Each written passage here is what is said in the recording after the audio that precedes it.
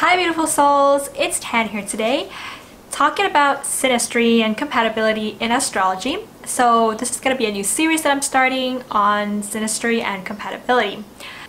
So a synastry chart shows the energy exchanges between two people and do they get along on a daily basis.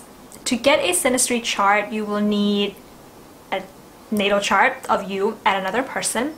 You can do this with anyone. It can be a romantic partner, it can be a friend, it can be your sibling, but you will need both of your birth times, an accurate birth time, in order to get a synastry chart. And you can get this on astro.com. I'll probably leave an instruction in the description box below if you haven't done this before.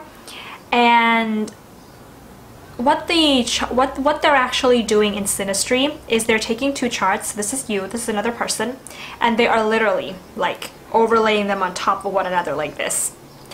So I'm just putting them on top to get the energy exchanges that's happening between two people.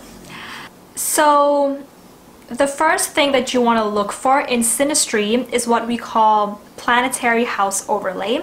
So that's where your planets are falling onto another person's, where they're falling in another person's chart. So which house they're falling into. That is the basics of synastry. And then after that, you want to see those planets, what kind of aspects they're making to another person's planets. And you can see that with the lines that go across in your synastry chart. So, okay, so I'm going to just put a random synastry chart up there so you can see that there are two circles. The outer circle is one person's natal chart. The inner circle is another person's natal chart. And the outer circle, you'll have the planets in red. And the inner circle, the planets will be in blue color. And so what we're and so you can see that if you look at the outer circle, this person's got their sun in Gemini, okay, in their 7th house, and it is falling into the second person's 9th house, and that sun is conjuncting the other person's moon because the other person has a moon in Gemini in their 9th house. You see? Let's have a look at another one. And then we've got the aspect. So that person's sun, okay, is opposing another person's Neptune. But that's kind of a little more complex synastry analysis. We're going to go with the basics first before we get into the complexities of it. So we're going to go with the basics of just house overlays first. And let's have a look at something else. Let's look at the inner person. Let's look at their sun. So the inner person has their sun in Libra.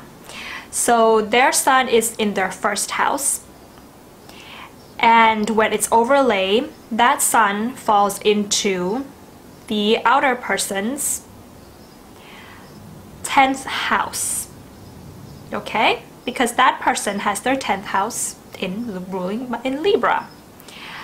And it does not conjunct anything, but it's opposing Jupiter and the moon. So I hope that's kind of making a little sense there. So now what does all of this mean?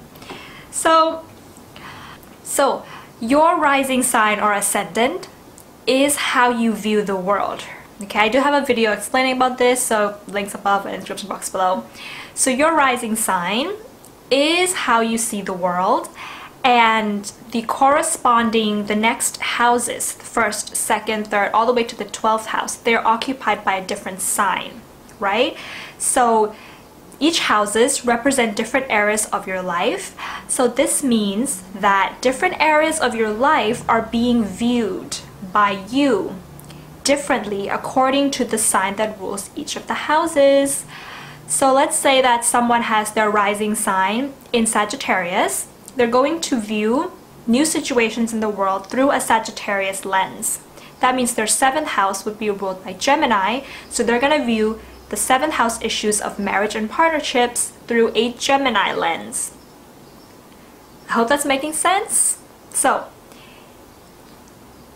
this is important because when somebody else's planets fall in a certain area of your house, there is something which is called a role casting being done, which means that the house person is going to view the planet person's different planets by casting a role to that planet person, and how that planet person's planets, what roles they're going to play in their life. So let's do an easy example, okay? You see, if we go back to this random synastry chart that I've got up, we see that the inner person's moon, okay, which represents your inner self, it represents your emotions, your caring nature, your nurturing nature, comfort, okay, habits. It falls into the outer person's 7th house. So the 7th house is the house of marriage and partnerships. So this is really good for, you know, a romantic partnership of people who want to be committed to each other.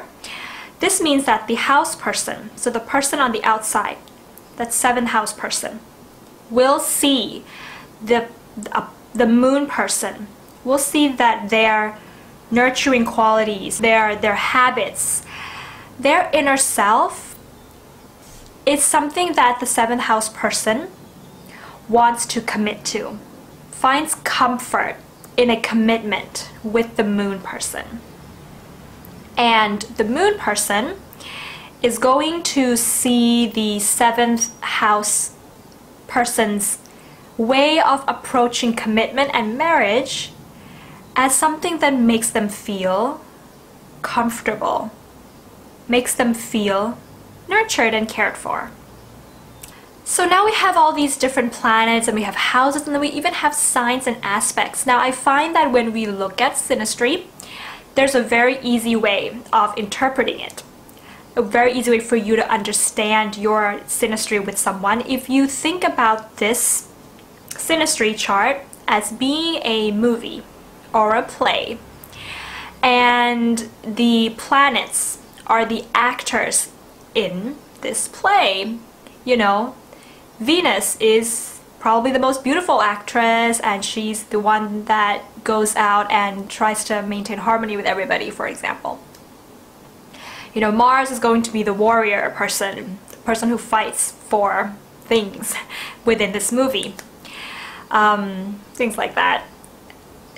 The Sun is probably going to be the protagonist, the most important person in the leading role of the play or the movie.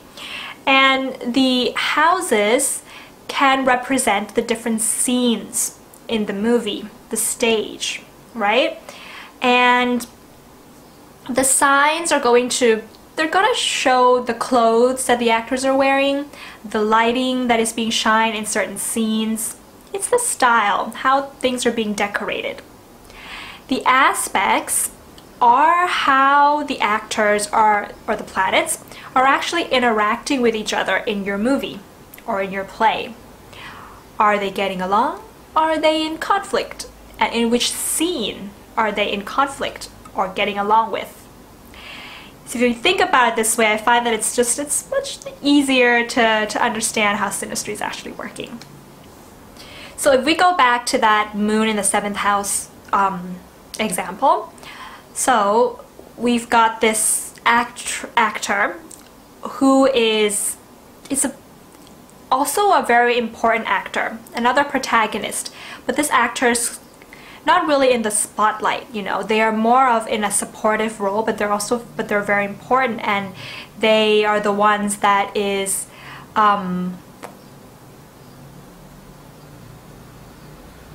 playing either the very nurturing mothering figure, or they're playing a very soft and sweet wife, basically. And when we're talking about romantic relationships, it could be that soft and sweet wife that comes into the scene of the 7th house, which is the marriage scene. Beautiful, sweet, right? And, you know, the moon is in Gemini, so it's the lighting, or this very sweet wife figure is going to be wearing, you know, probably very colorful Gemini lively clothes. She looks young, and we're gonna have lots of nice bright decorations in this marriage scene. And she is actually conjunct. Conjunction is an aspect, so she's actually conjunct to the other person's sun, which means two protagonists in this movie are just super merging in this marriage scene. Do you see how this is working out? Okay. Now I just want to say that there is no good and bad synastry chart, and there is no good and bad house overlay, house placements. And even with hard aspects, you can still make something good from it. It's really about looking at the synastry and then going back to the individual natal charts and seeing if the synastry is going to resonate with the individual natal charts or not. And most likely you can see this if there are lots of good aspects in the synastry. Also, I would just like to say that one very interesting thing that can happen in a synastry chart is that maybe the roles don't match up between two people. For example, let's say that we have one person's moon, like in that example, that goes into another person's 7th house. And let's say it doesn't conjunct the sun. It just goes into the 7th house. No aspects are involved here, okay? And let's say the other person's moon, the outer person's moon falls in the inner person's, let's say, 6th house, which is the house of service, colleagues, daily habits and things.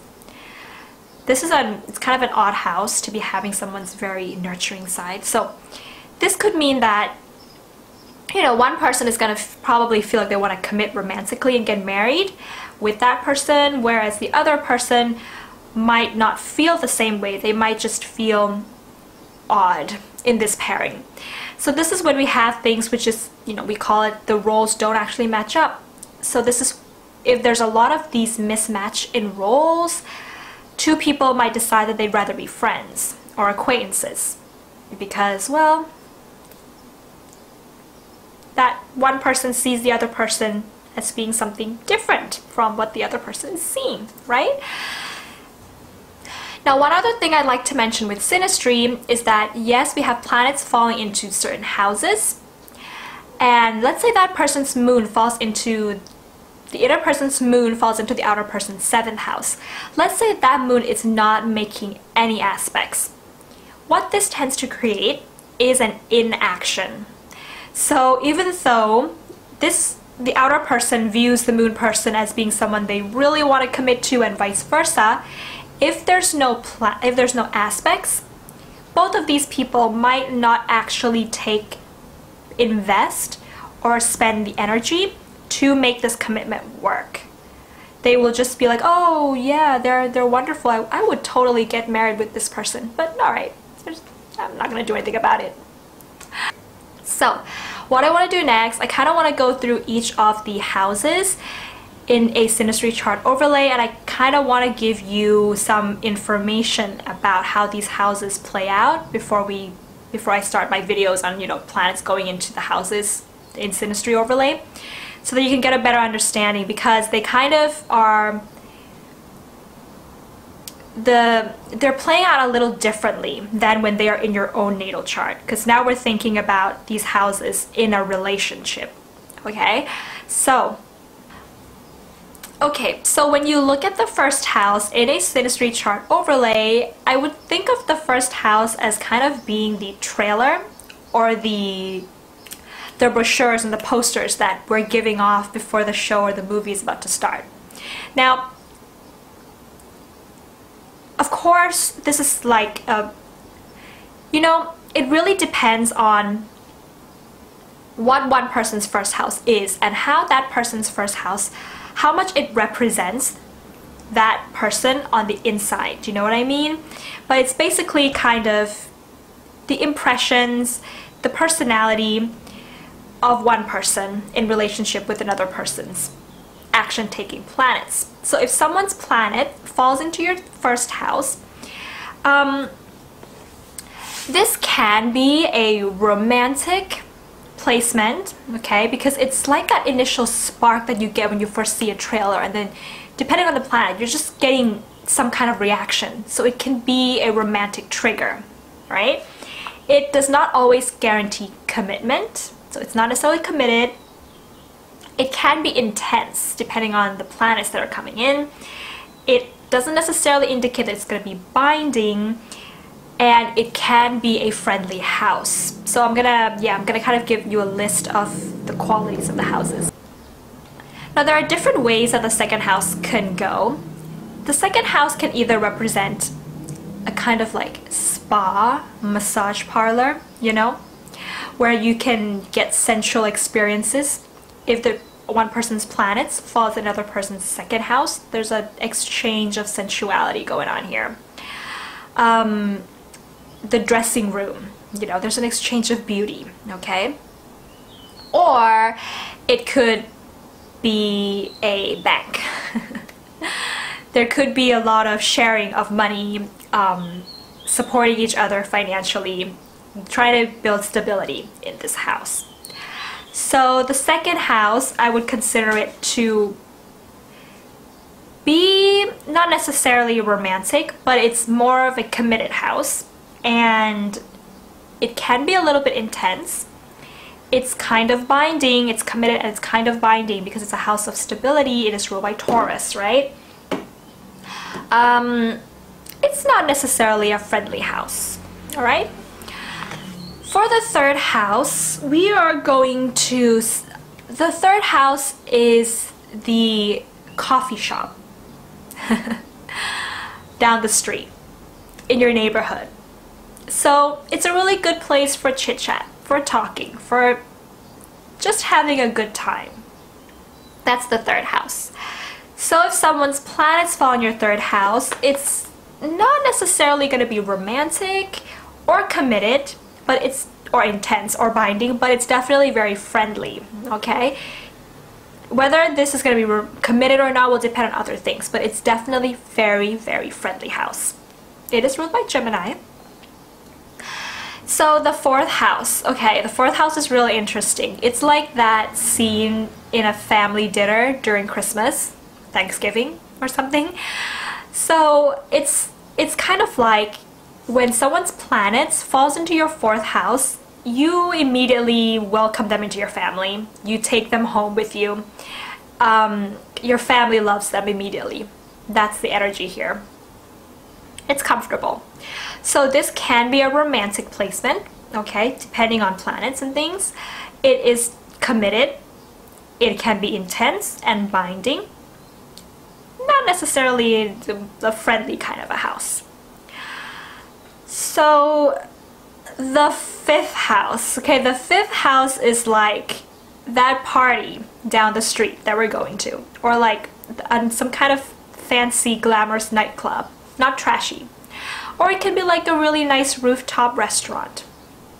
So if someone's planets fall into your fifth house, there's a lot of fun and romance and having a good time, and this having a good time is really a good basis for building something more with somebody, because you want someone to have a good time with, right?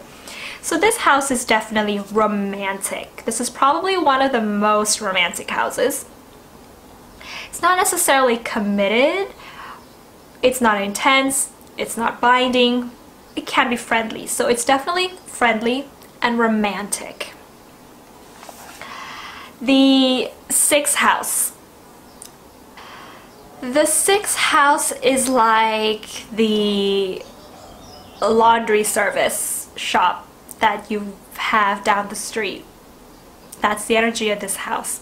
It's productive, and it's very much about the daily grind. So someone's planets comes into this house, it's like there's a lot of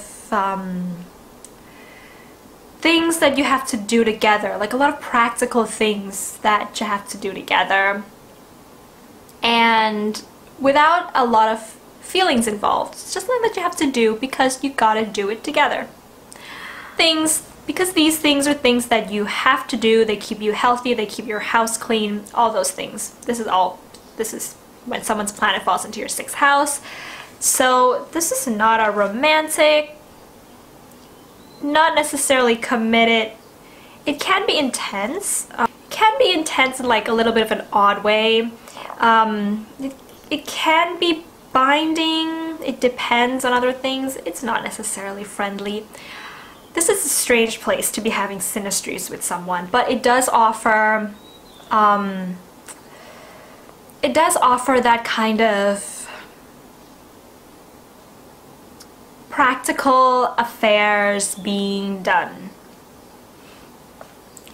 Okay, the 7th house. I think we've already talked quite a lot about this house. This house would be the church where people have their weddings, or wherever people get married. The beach, even if that's where the wedding is taking place. So this is the commitment house. This is the marriage house. So if someone's planet falls here, in a romantic partnership, it's excellent because it allows for commitment to take place. Long-term commitment. And it feels almost like the two people are comrades and partners in life, partners in crime, together for life, you know? So this, it can be romantic 50-50 depending on planets that come here. It's definitely committed, not necessarily intense. It's binding and committed, not necessarily friendly, but the commitment part, that's like way up there for this house. So the 8th house. Now in a Synastry chart, I would think that this house is the bedroom. Fair and square. But it's a 50 Shades of Grey kind of bedroom. It's like dark and there's candles being lit and you can't see very much, but it's very, very intimate bedroom, kind of bedroom. And yeah, so if someone's planets fall into your 8th house, this is very sexy. This is very hot and sexy. And it's almost like there's a bonding that's going to take place. But how that bonding will take place will depend on the planets. Whether that's going to be like rough and uncomfortable or easy kind of bonding, but there is definitely an intimacy and a sharing of everything between two people when it comes to this house. So this is not necessarily a romantic house. It is I wouldn't say it's a committed, but I would say that the intensity of it's a very intense house, very binding. The intense and the binding is like up on the roof. Not necessarily always friendly, depending on the planets. Okay, so now we get to the 9th house. So in a Synastry chart, the 9th house can represent two things. It can be that road trip scene, you know, in the movies where people are getting in the car, buying some snacks, driving off into the desert, into the mountains, going on a road trip. So if someone's planets fall here, there's a lot of traveling going on of the mind, the body, the spirit together. Or it can be a university classroom. Now I would think it's a university classroom because it's kind of like there's a meeting of like minds. The two people have interests that are in common, but it's something that it's not like an everyday kind of interest. It's something that they actually believe in, that are in common, okay? So yeah, it's a very nice place to have a synastry. It's not romantic. It's not committed necessarily. It could be. It's not intense, but it could be binding. Now, why I say it's binding is because when you have beliefs that are the same with someone, when you meet someone who's like your like minds, that's like, oh, you just get me. We just vibed, you know? So it could be binding and it could be friendly, very binding. The 10th house, of course, the 10th house is going to be like the office. Right there, just the office. So if someone's planets fall into your 10th house, you see them as being capable, right? You're going to see them as being something that maybe you aspire to be in this world, you know? Someone who you'd like to gain some skills and some skills for work, for business. It's very good for a working relationship. So this is not a romantic house. It can be committed. Yes, of course. Not necessarily intense. It's binding and committed, I would say, for this house. So for the 11th house, this would be the scene of like a social gathering, you know, but a big one, like a big social gathering, like a club that you decide to join together for something, and then you go there and then you meet this person there. So this is when someone's planet falls into your 11th house. It is another one where it's a meeting of like minds, again, similar to the 9th house, but it's fun as well because you like to go out together, you socialize well together, you approve of their social skills and things. So it's very nice. It's not romantic. It's like the 9th house, not necessarily committed or intense, but it can be binding because there's a sense that this person is my friend. And, you know, friendships sometimes last longer than romantic relationships, and it's definitely friendly. The 12th house. I would think of this house as being like a dark basement. If someone's planet falls into your 12th house, it's a dark basement that doesn't even have any light. You know, in the 8th house, it was a bedroom, so we got something sexy there. We've got some candles going on, we can see a little bit. But this house, it's completely dark. When someone's planet falls here, you're slowly kind of taken aback by their presence because they are addressing a part of your unconscious mind. This house might also be like a dream, you know? Someone enters, if someone's planet falls into this house, they like enter your dream state almost. It can go either way, you know? They can enter your dark basement and help you to be more self-aware, be more conscious, or they can make you totally uncomfortable. It depends. So it can be a romantic place, okay? Because, you know, you have to think that, because, you know, it's kind of like maybe they're able to really, when someone is really able to almost be there in your unconscious, there's a spiritual connection that can take place, which can result in, you know, feeling like they're a soulmate. So it can be romantic in a sense that you feel like they're a soulmate. It's not romantic like the 5th house, but in that sense. It's not necessarily committed at all. It can be intense. It can be binding because of that soulmate factor. And it's not necessarily friendly. Okay guys, so I feel like I went on there for quite a while in talking about the different houses when you're looking at them in the synastry.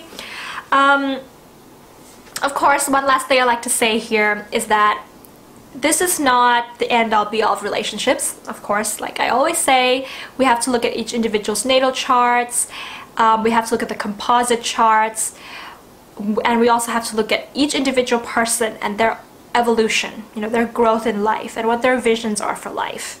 The synastry just really shows attraction and how people get along, but it doesn't indicate, you know, if the relationship will ultimately work or not. That would be in the composite chart and in each person's visions for life.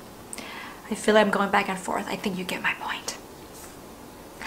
Alright, so I'm probably gonna do Venus first, Venus through the Synastry houses, because why not? Venus is the planet of love. So, if you like this video, please give it a thumbs up, and if you haven't yet subscribed to the channel, then please click the red subscribe button below. If you already subscribed, thank you very much for coming along on these astrology journeys for self-growth and so we can have better relationships with other people.